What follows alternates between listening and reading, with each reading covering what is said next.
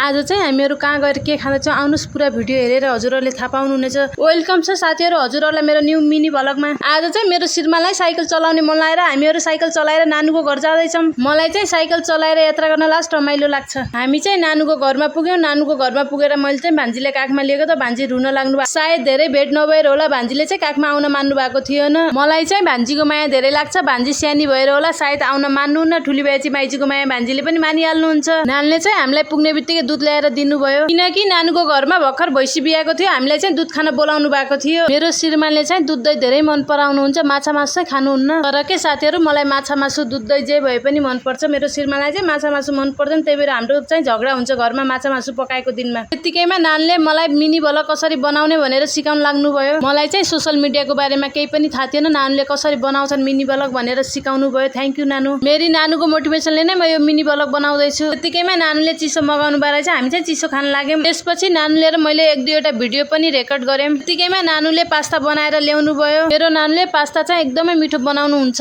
आजलाई यति नै साथीहरू, भेटौँ न अर्को भ्लगमा। मलाई फलो नगर्नु भएको साथीहरूले फलो गरिदिनु होला।